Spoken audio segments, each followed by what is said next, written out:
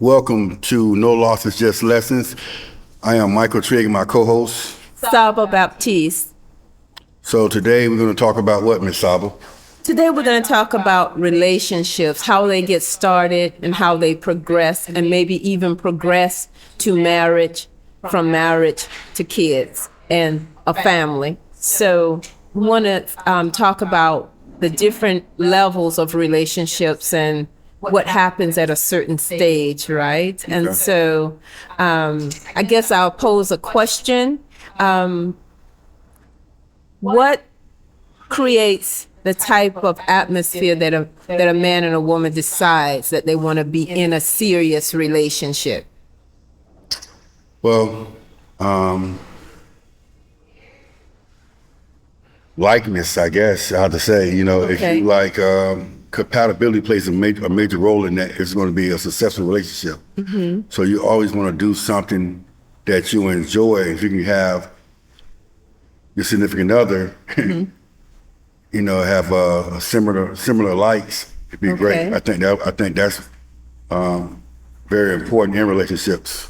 But something happens before that, right? You got to see that person and say, "Oh, I would like to be in a relationship," or "I like that person." Yeah, so that something happens. No, physical. It's the physical. See, like, well, I can just only speak from a man, but we're the same, just different sexes. Mm-hmm. So when a man sees a woman that he's physically attracted to, that gets the ball rolling. Now, if he approaches her and they have a conversation, and she has a brain, then here we go. You understand? I'm just being honest. If she can answer some questions intelligently, you know what I'm saying? And he said, okay, well, this might be, I want to take it a step further. But you have some people that's physically attractive. Maybe he's like, you can't carry a conversation. So you're talking about having a good relationship, an opportunity to have a good relationship. And those are deal breakers. So you're physically impressive, but when you open your mouth, it just don't go the way he or she might want it.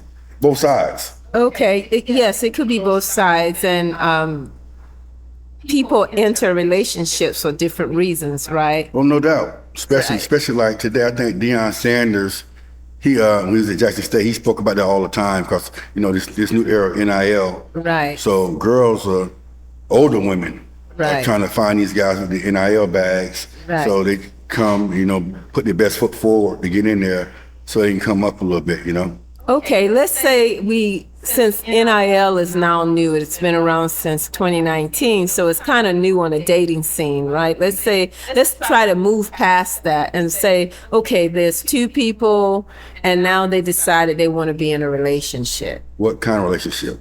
They want to be in a monogamous girlfriend, a monogamous one, and the other one is that they want to see where this go, if it's going to become serious. Okay, and your question is? The question is, when would a person decide, like you used, your example was if the person is easy to talk to, you have common interests. So when do you take it further than that? Because even that can say, well, we just might want to be friends. Right. So when do we take it into, this might be my forever? So that's a hard question because everybody will have a different answer. Mm-hmm. That's true. So I just think I can answer that question on two different occasions. My high school sweetheart was Shane. Mm-hmm. Shane's mom, Sherika. Mm-hmm. And I never forget it.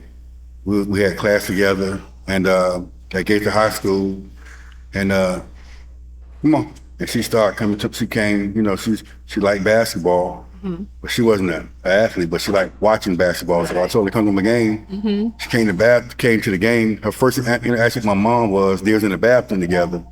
And she was saying, yeah, my friend Michael Trigg was going to be 10 points tonight. Right. My mama told her, no, baby, Mike scored his points for his mama. You know what I'm saying? So that was the first interaction. So right. Sherika and we were really compatible to a sense where we would hang out. It was just like a glove, you know what I'm saying? Right. Hand in the glove. And then with Tawanza, who I married, mm-hmm. you know what I'm saying? So she was beautiful to mm-hmm. me, Mm-hmm. And she had two little boys that remind me of my brother and myself. Right. And I would go out there and throw the ball to Brian and Kelsey for hours and hours, you know what I'm saying? And we just just being around them, helping with their homework and stuff like that. And it was a good match. Right. You know what I'm saying? So, and then her family. Okay. Her family was like the best family in the world. I'm just being honest with you. The things that they do on a Sunday, it's like almost a family reunion every week. Okay. You know, so that was really big, and I love that. You know what I'm saying? Okay. So there was a lot of in between there, though. Something had to progress, right, to get you to being there, throwing the ball, being with her, fitting like a glove. How did you guys make a commitment to each other? What happened? Because one of the things they say about communications is that you never can over communicate. Okay, but the thing about it, we didn't. And that's why me and you are here talking about it right now. Right. Because we didn't know to. Right. You know what I'm saying? So we didn't say, okay, we're gonna go to this step right here. We just, I hung out, dated, and then boom, boom, boom. Before you know it, you know what I'm saying, we were staying together. And we just thought, well, we living together, might well be married. And that was the only thought process that we had. Okay. Didn't really want to shack up. Right. And so what prevents you from living with that person without being married to them, to see if that is, again, I'm going to keep using that word forever, because marriage is one of those things that you want to do. Parenting. Hands down. Me and my kids, they're all grown now, and we talk about it all the time. I even told my kids, when you think about selecting a wife, I told my sons that, are you prepared to die physically for that girl you want to marry? And if you are, then you really, you can get married. If you can provide for her and you're physically ready to die, you know what I'm saying, for her well-being, then yeah, that's something, and you got to be compatible and all that stuff. But I also tell my kids that when you meet their parents, ask questions, ask uncomfortable questions, and I'll let you know if they answer them in a respectful manner, then that might be a family you want to be a part of. So let me ask you this: if you asking, what questions do you ask the mate, before you get to the parents? Because over here, guys, over here on this side. Yeah. Because their history in dating and selecting their mate, what would you ask your mate? Hey, are we in a relationship? Is this, what would you ask that person? Are you ready for the next step? Where do you see this going? And that's how I did it. Where do you see this going? Are you ready for the next step? Can you commit? Can I commit? And they said, yeah, I think I'm ready. And we'll go from there. It was like, what do you want kids? You know what I'm saying? What do you need a degree in? Where you see yourself at in 5 years? Right. If you was in a monogamous relationship, what would you bring to the table? Right. What kind of mother you inspire to be? What kind of father do I want to be? All those things are very important, but we didn't know to ask those questions like that. Okay. So this podcast can really help a lot of people. Right. If they're watching. Right. And that's the thing, right? So you're saying that all of those questions you missed in a relationship. Right. And so I'm not cutting you off, but it comes back to Saba, to really being programmed for marriage. Right. Being programmed to be a provider, a great father. Right. A great husband. Right. And a lot of times in our culture, we kind of dropped the ball. You know what I'm saying? Like, so with my grandfather, they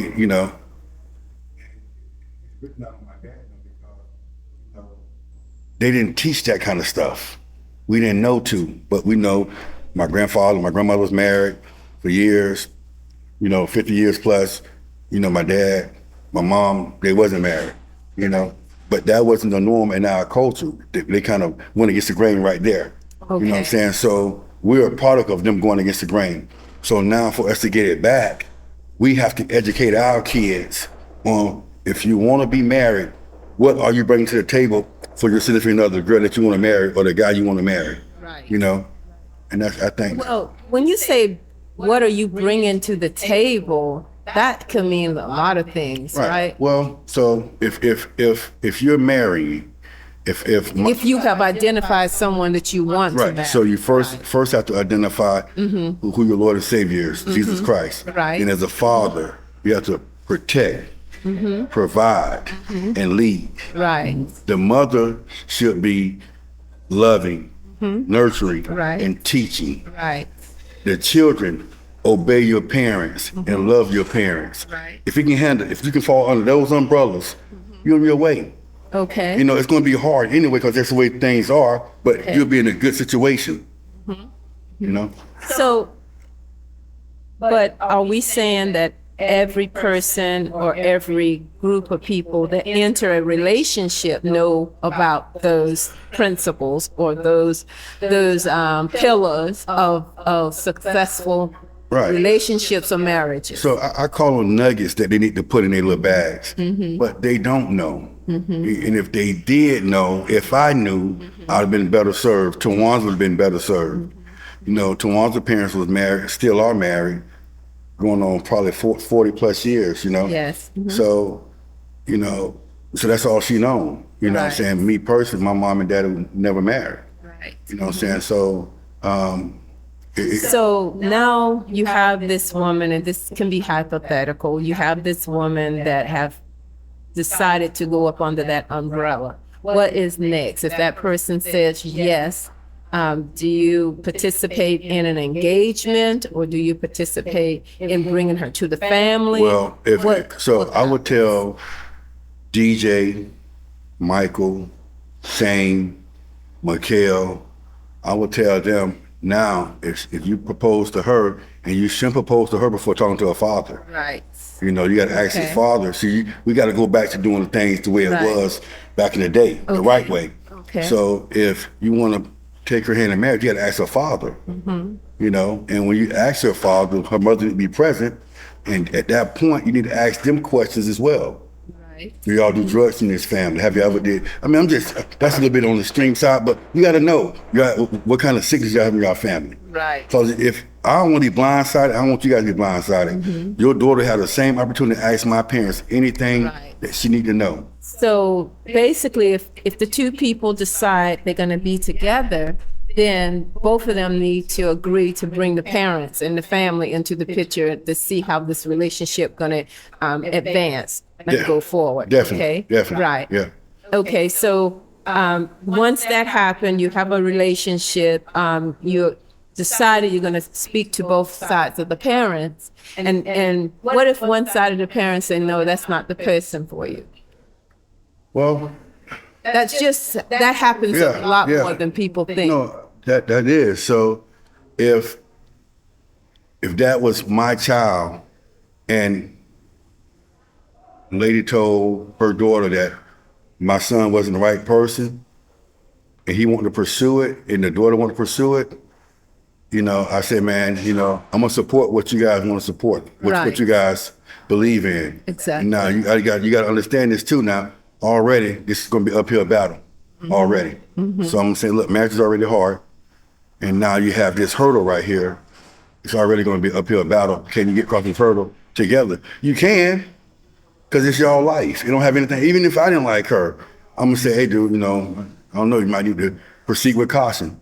You know what I'm saying? But it's your life. Right. Excuse me. Right. So that's what I would tell them, you know. Okay, so in this regard, let's say, you know, because a lot of times people don't understand what happens when parents, because marriage is about bringing two families together. Right. Not just the two individuals, but to bring the whole family together. And sometimes that doesn't happen. Right. And so a lot of times a marriage takes place, and even though one side of the parents says no, and then here come the real elephant in the room. There's a pregnancy. Right. And both sides are grandparents. Have you ever experienced anything like that where the parents, the grandparents decide that they want more time or they don't want to have anything to do with the baby? No, I can't say that I have. Okay. Thank the Lord for that. But even still, once they get to the point where they are engaged or he wants to propose and he went to his father and the parents like a man and say if they said no, Right. and he said, look, I asked for your hand in marriage with your dad. He said he don't think I'm the guy for you. I still want to marry you. I still love you. I want to pursue this. And if she said, yeah, I support. So I want to stay right there. Yes, I'm going to walk it back. I'm not going to bring the kid into it. I want to talk about what are some of the signs, and be candid and open, because there are some true signs out there. What are some of the signs that that person that you may be considering and you find out information, what are some of the things that you need to find out that is a no, an absolute no for you in a relationship? A deal breaker for me. If you're lying, you know, if you lie to me, you know, before we even get into something, Right. you know what I'm saying? That's a deal breaker. Right. That's one. Lying. Yeah, What's the other one? Cheating, of course. Okay. It's a deal That's breaker. two. Okay. And those are the major two for me. Because Okay. anything else we can kind of work through. We can work through bad finances because we can train each other up on Right. that. But when you have that trust is broken. Right. That's You know, trust yeah, right so there. even Right. lying and cheating. Cheating, That's all trust. trust. Right. And when that Right. trust is broken, you know, Okay. it's fine. It's also, I believe a relationship is a communication, love, and trust. Right. And if one of those it's trying to collapse. So, and it depends on culturally where you are in this process, right? So some people saying that respect is a big thing. A man and respect, his mate needs to respect him and he needs to respect her. And even if there's not a real strong foundation with those other things, because sometimes love is not the number one thing that bring people together. Sometimes love isn't the number two thing that bring people together. But they're saying that if they can have respect and they can trust that person, and that person really want to work towards that type of happiness, a happy home, because some people fall in love with the wedding and not the marriage. Right. So it's funny that you brought that up. I mean, I talked to Pastor Gallen today. Okay. So you know the Omegas are having their conclave here next week. Okay. He's an Omega, and they having a symposium at his church where it's going to be geared around the Black woman. So, and I said, well, explain that to me. What's going to be going on? He's like, well, we want to educate them on their position in the family. Because he said right now, they're making just as much money as men, and they think they are the man. You know, and so I'm tying that into respect. Right. So if you marry me, I'm the head of the house, you need to respect me as that. Right. You know, and so I'm going to that event over there. So I'm not speaking for all women, Right.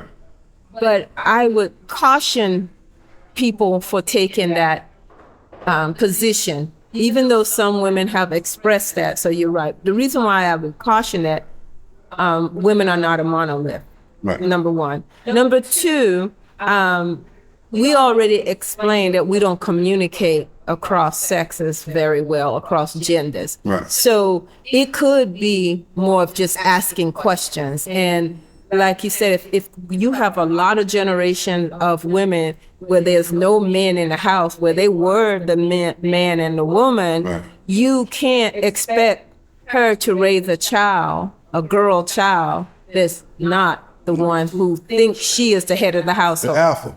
Right. You know what I'm saying? So, Right. So I experienced that with my oldest son, DJ. He was in the house with his mom and his three sisters. You know what I'm saying? And here I am trying to get him to see a point. And he's their man of the house. Right. So he forcefully has to side with them Right. on issues that may not be the right thing to do, but he is their man of the house. Right. And we talked about that probably last week, man. It's just a blessing, man. God is real.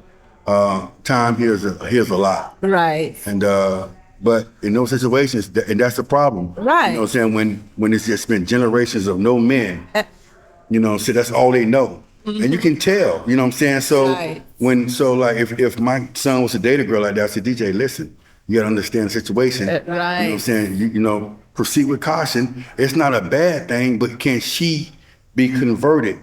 Can she conform for y'all, for the good of the family? And that would be the better training or the better teaching, whatever they're going to do in that church. Because if the stats are correct, Black men, and the study is out there, Black men contribute and are the number one better fathers when you look over the groups. And the other part also, they're out of the household a lot. So it would not be a surprise that you have 2 or 3 generations where there was no man in the household. But Saba, you got to understand. Hold on, brother. The Black man's out of the house, probably, you say 7%? Yeah. Okay. 71. And the reason why, Saba, because the disrespect. You said respect. Disrespect. A man won't stand for that. Right. So at some point, you got to leave. Right. You know what I'm saying? Because I don't believe a man should put his hands on a woman in an unloving way. Right. And a lot of guys feel that way. But a lot of guys will leave and just leave the kids because they've been so bad. Right. Not the children, but the situation been so bad, they're like, man, boom, they're gone. Right. And then on top of dealing with the child support issues, the Section 8 issues, you know, they just out of there.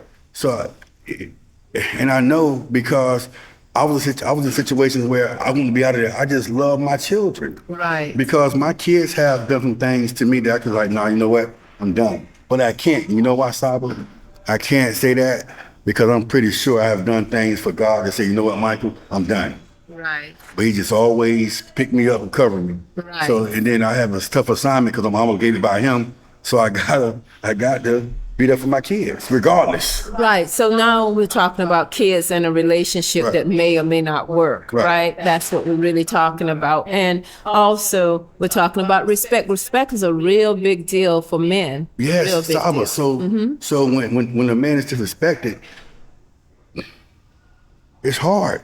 It's so hard. Then when you got a woman that disrespects the man in front of the kids, it's like a death sentence.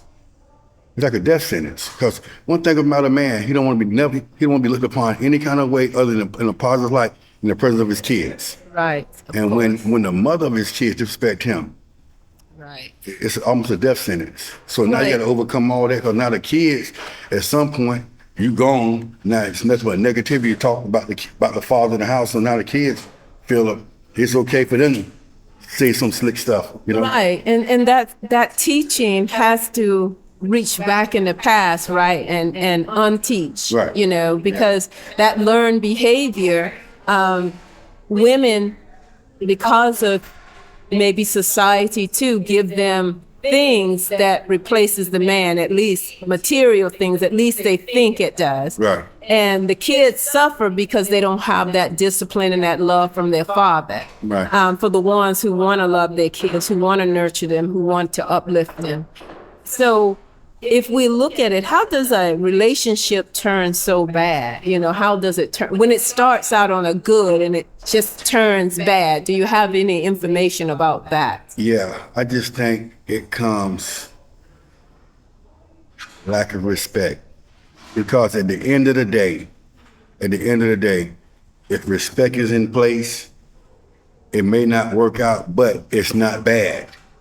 We just got to agree to disagree.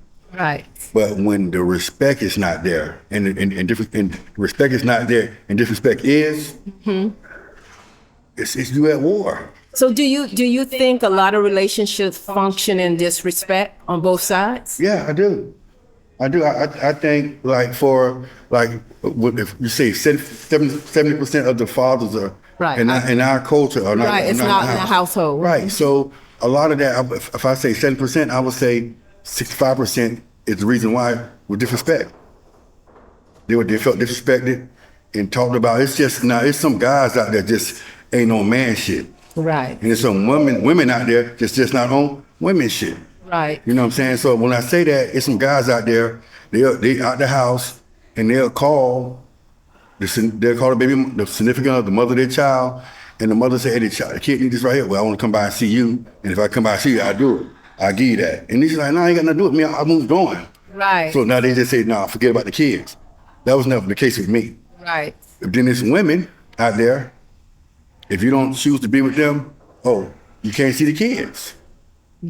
So it's hard. So you got to understand, you know. So with that being said, it's not like it's a cordial thing.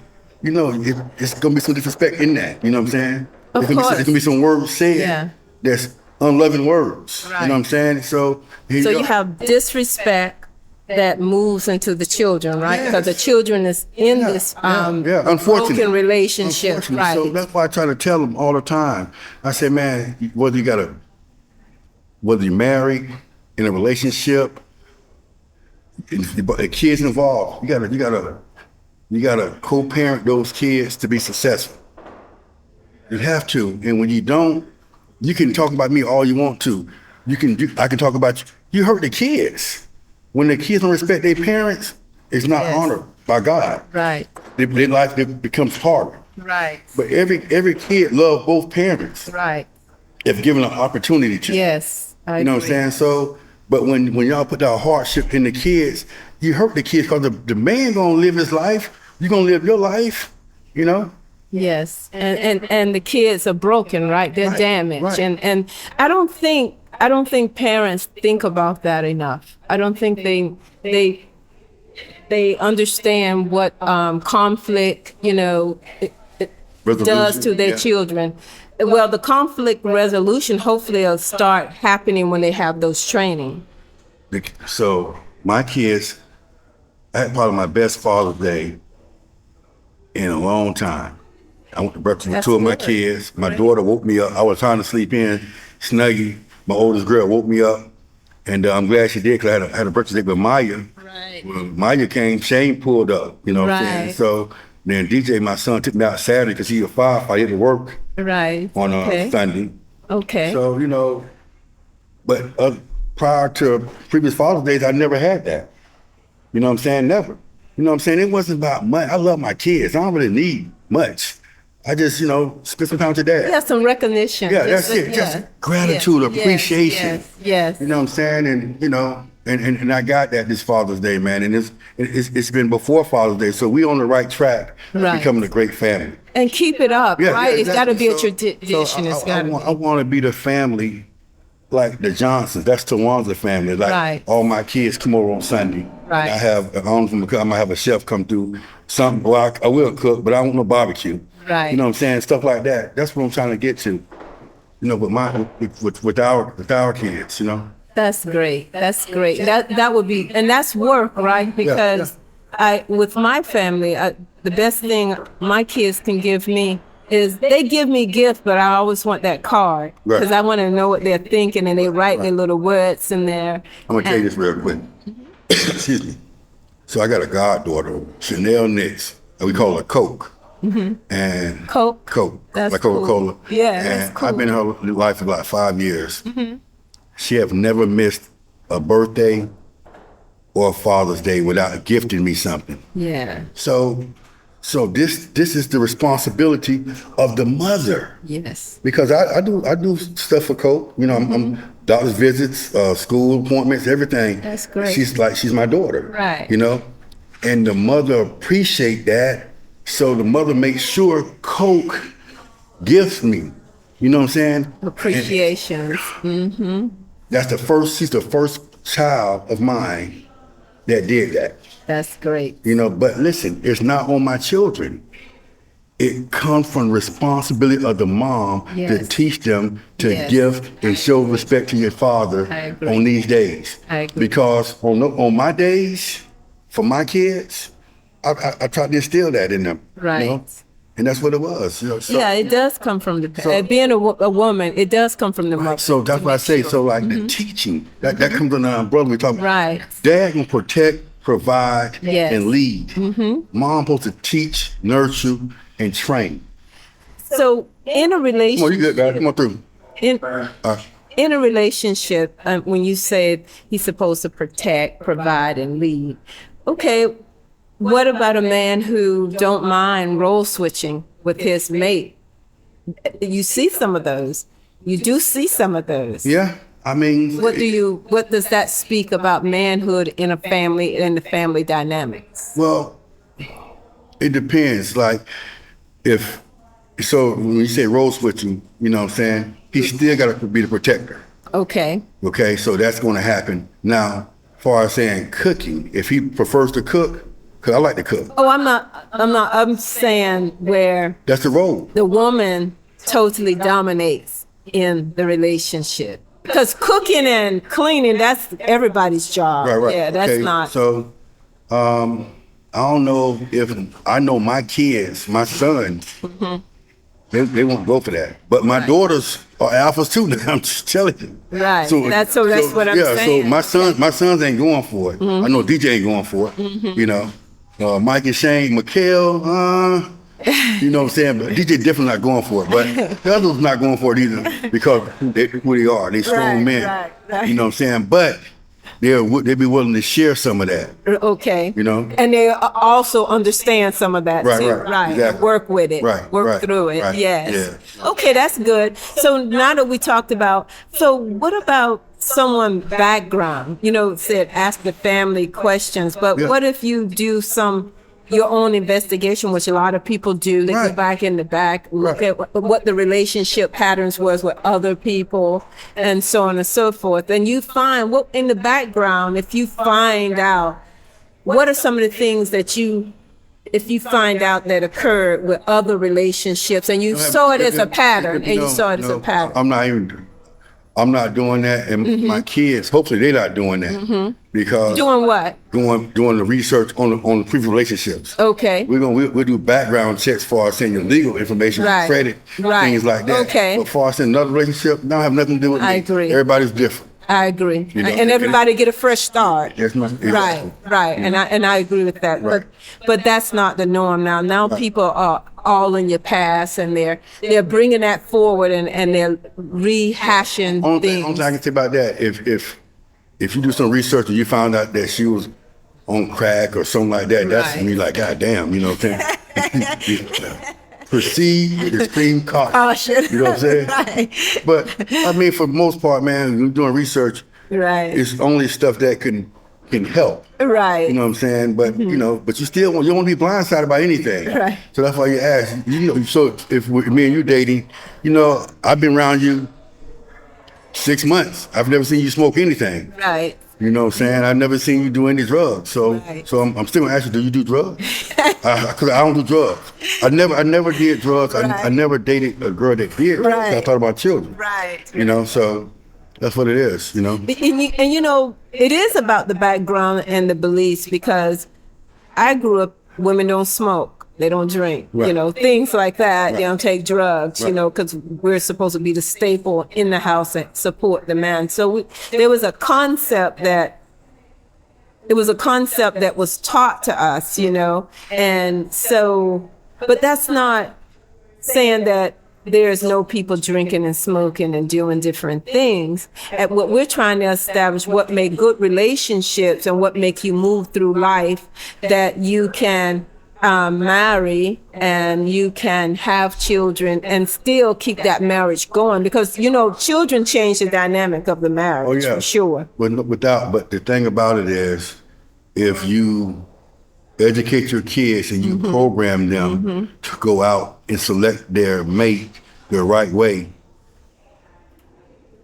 you'd be more successful. Right. So to me, everything we're talking about, it comes back to parenting. I'm always gonna put it on the shoulders of the mother and the father. Yes, I agree. You know, so and that's if the mother and father have the skills, because sometimes they too start out at a zero sum. Right. So not only the skills, so they have to still be on one accord. Right. You know what I'm saying? Because if they're not, the stronger parent can teach the other parent. If the person willing to listen. Yeah, exactly. And say, it got to be done this way. This is why.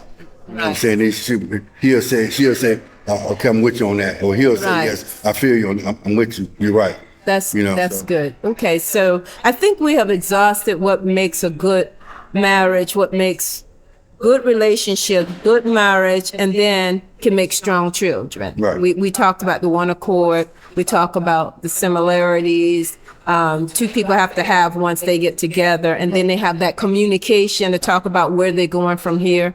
And as they move through their life, they bring their families in, introduce them to the mother, father, and other relatives. Right. And then we talked about, okay, if it's a yes and they get married, and then how that look later down the line when they have children. Right. So let me run this by you real quick.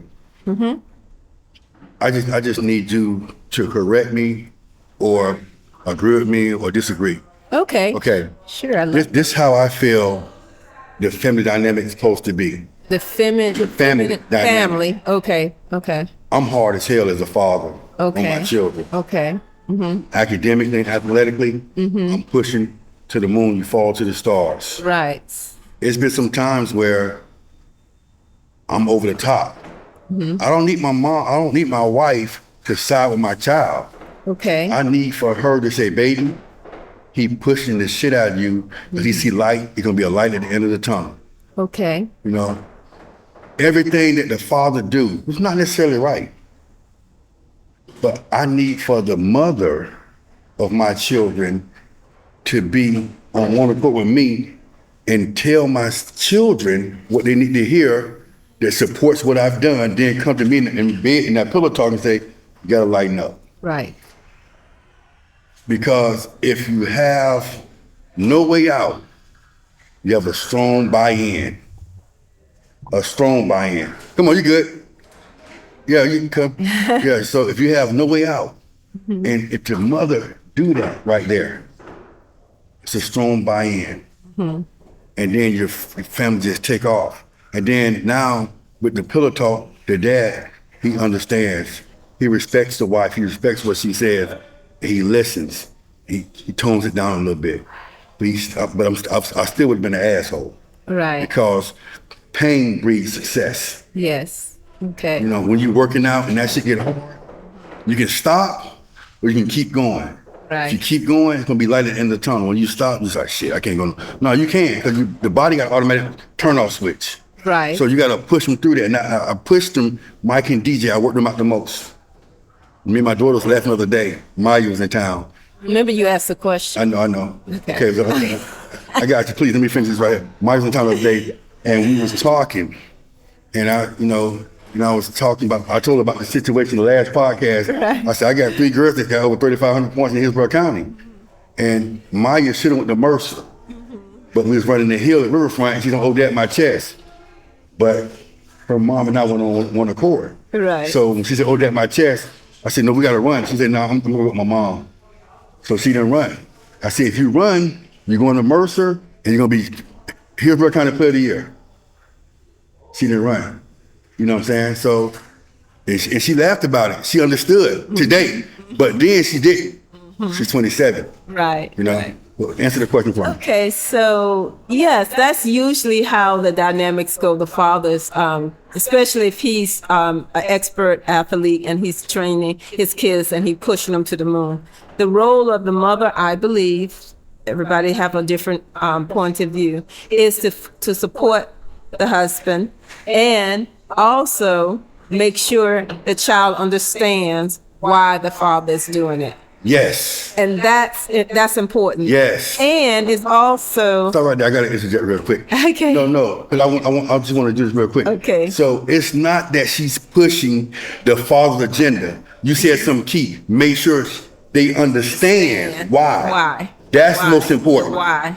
That's most important. Yes. Go ahead. And so usually the mother supports the father, so she doesn't want to ever show any signs to the child that she doesn't support the father. So behind closed doors, usually the mother is talking to the dad, we probably could get better results if you do this or if you do that. Come up with strategies to help you tamper down and make the child buy in more. Because those things do happen. That's positive. Yeah. Now. Yeah. Okay, now we talk about 70% of men out of the house. Right. How many times do you think that situation occurs? I think it occurs often. No, I'm saying where the mother is supporting the father. That's the thing. So if I'm out the house, it don't really matter. We still got to be on one accord. Right. Yeah, out of the house don't matter with that. But, yeah. But so what I'm saying Still is, got to support the process. Yeah. You got to support the process. I remember, Especially when you know this is something that this child can do. Right. But you got to help him understand the why the father is in that mindset, because he believes in you and you can do it. Yes. That's yes. it. Yeah. I'm good. I'm good. Okay, so I think that's a well-rounded discussion about relationships. Right. And I guess we can save our next topic for next time. Yes, ma'am. Right? And so, did you get everything out? Did you get everything from it? I did. I appreciate it, man. Yes. Even I learned some today doing this podcast.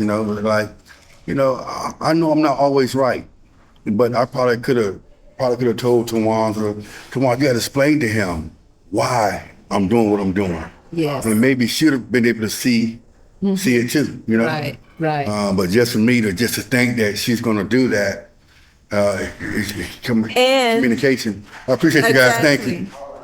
Exactly. That's what we said, right? We can communicate more, right? Better. And so communicating to our spouse is essential so that he or she can communicate to the child. Yeah. And that's the key, because even in corporations, the first thing come up, miscommunication. Right. Miscommunications. And so that has to be fluent throughout a relationship, fluent, and goes into the kid. Gotcha. Right. And so, thank you, Tampa. So listen, no losses, just lessons. And that was a hell of a lesson by myself, Miss Sala Baptiste.